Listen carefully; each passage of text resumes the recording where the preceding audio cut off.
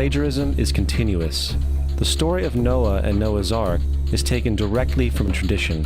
The concept of the Great Flood is ubiquitous throughout the ancient world, with over 200 cited claims in different periods and times. However, one need look no further for a pre-Christian source than the Epic of Gilgamesh, written in 2600 BC.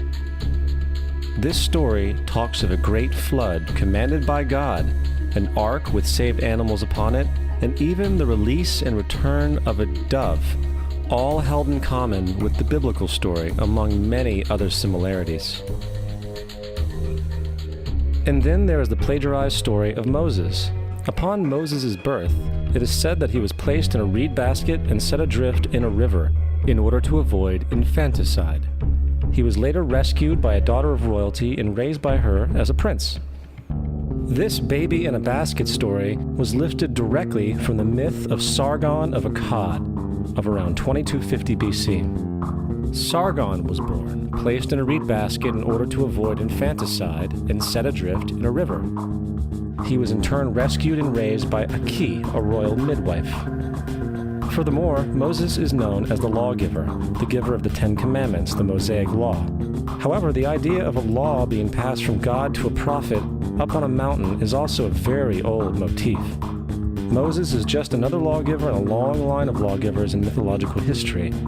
In India, Manu was the great lawgiver. In Crete, Minos ascended Mount Dicta, where Zeus gave him the sacred laws, while in Egypt there was Meses, who carried stone tablets and upon them the laws of God were written. Manu, Minos, Meses, Moses. And as far as the Ten Commandments, they are taken outright from spell 125 in the Egyptian Book of the Dead. What the Book of the Dead phrased, "I have not stolen," became "Thou shalt not steal." "I have not killed," became "Thou shalt not kill." "I have not told lies," became "Thou shalt not bear false witness," and so forth. In fact, the Egyptian religion is likely the primary foundational basis for the Judeo-Christian theology. Baptism, afterlife, final judgment, virgin birth, death and resurrection, crucifixion, the Ark of the Covenant, circumcision, saviors, Holy Communion, Great Flood, Easter, Christmas, Passover, and many, many more are all attributes of Egyptian ideas long predating Christianity and Judaism. Justin Martyr, one of the first Christian historians and defenders, wrote, "When we say that he, Jesus Christ, our teacher, was produced without sexual union, was crucified and died and rose again and ascended into heaven, we propound nothing different from what you believe regarding those who you esteem sons of Jupiter." In a different writing, Justin Martyr said, "He was born of a virgin, accept this in common with what you believe of Perseus." It's obvious that Justin and other early Christians knew how similar Christianity was to the pagan religions. However, Justin had a solution. As far as he was concerned, the devil did it. The devil had the foresight to come before Christ and create his characteristics in the pagan world. Fundamentalist Christianity, fascinating. These people actually believe the world is 12,000 years old. Swear to God. I actually asked one of these guys, okay, dinosaur fossils.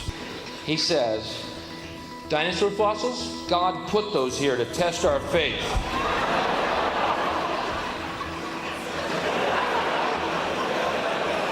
I think God put you here to test my faith, dude.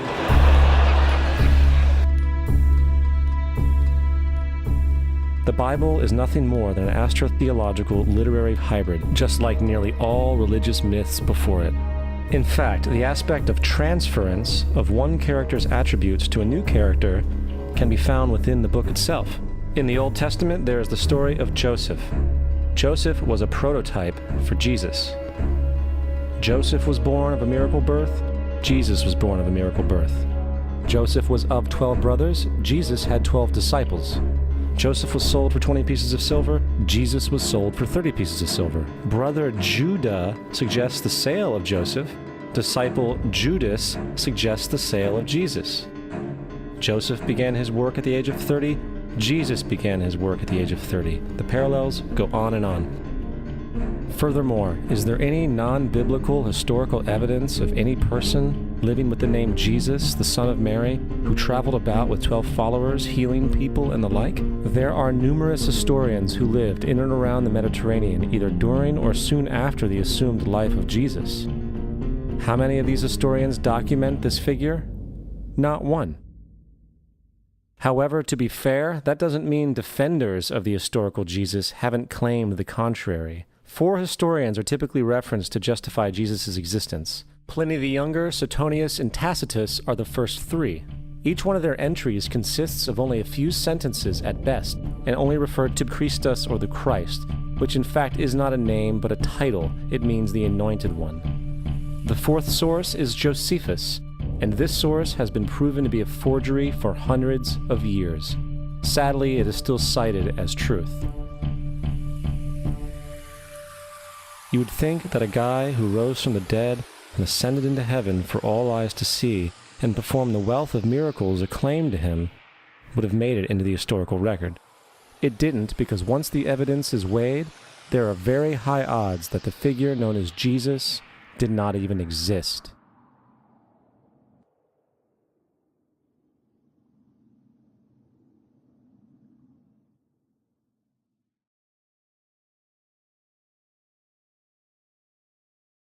We don't want to be unkind, but we want to be factual. We don't want to cause hurt feelings, but we want to be academically correct in what we understand and know to be true. Christianity just is not based on truth. We find that Christianity was in fact nothing more than a Roman story, developed politically. The reality is, Jesus was the solar deity of the Gnostic Christian sect, and like all other pagan gods, he was a mythical figure. It was the political establishment that sought to historize the Jesus figure for social control. By 325 AD in Rome, Emperor Constantine convened the Council of Nicaea. It was during this meeting that the politically motivated Christian doctrines were established, and thus began a long history of Christian bloodshed and spiritual fraud. And for the next 1600 years, the Vatican maintained a political stranglehold on all of Europe, leading to such joyous periods as the Dark Ages, along with enlightening events such as the Crusades and the Inquisition.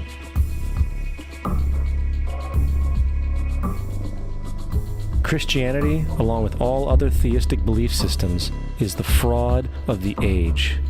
It serves to detach the species from the natural world, and likewise each other. It supports blind submission to authority. It reduces human responsibility to the effect that God controls everything, and in turn awful crimes can be justified in the name of a divine pursuit. And most importantly, it empowers those who know the truth but use the myth to manipulate and control societies. The religious myth is the most powerful device ever created and serves as the psychological soil upon which other myths can flourish.